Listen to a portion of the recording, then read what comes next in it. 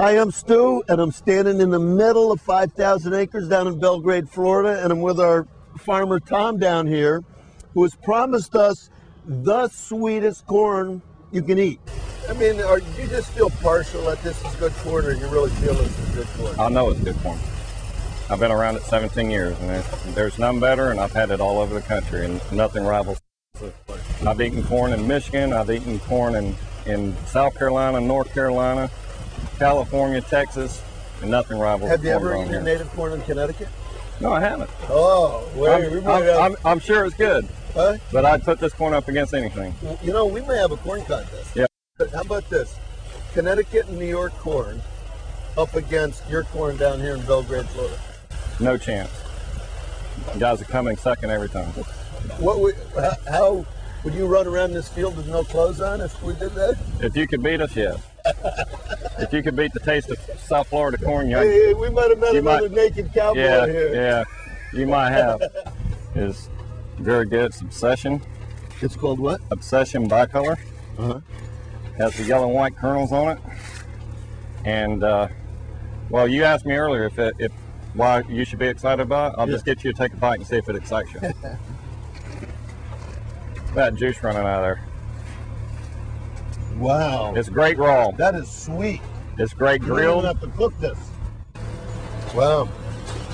So what do you like about these varieties, like Passion? I like them because they have good length, which means when you get an ear of corn, you're not sitting there with a little short ear that you're trying to eat at dinner.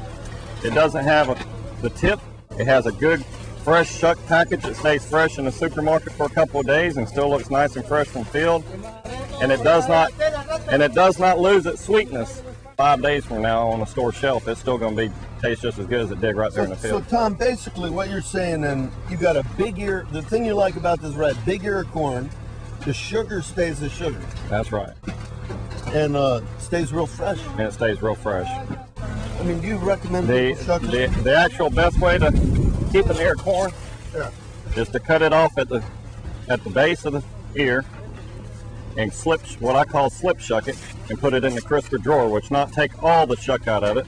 Okay. Just basically take the outside and get something that appears this way and cut the rest of the shank off and store it just like that in your refrigerator. Why do you do that? Why do you take the outside off? It just keeps it from trying to build heat inside the shuck. Okay. Even though it's been pre-cooled and all the original field heat's been taken out of it, it just lets the ear keep moist, keeps enough moisture to permeate through the husk. Okay. How would you store it like that in your refrigerator?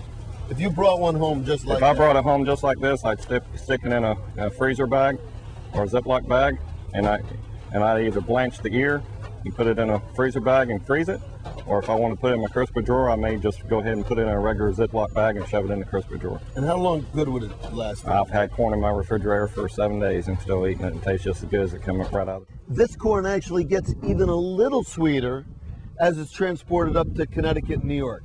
Is that right? That's right. The longer it sets, the better it gets. Longer it sets, like the better it gets. Yeah, longer it sets, the better it gets. Delicious corn, great corn. Everybody's going to be tasting it.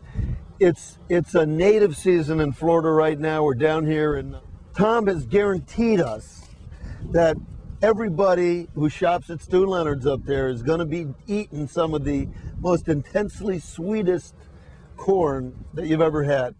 But anyway, Stu from Belgrade, Florida, with Tom, and thanks for the great job growing this corn.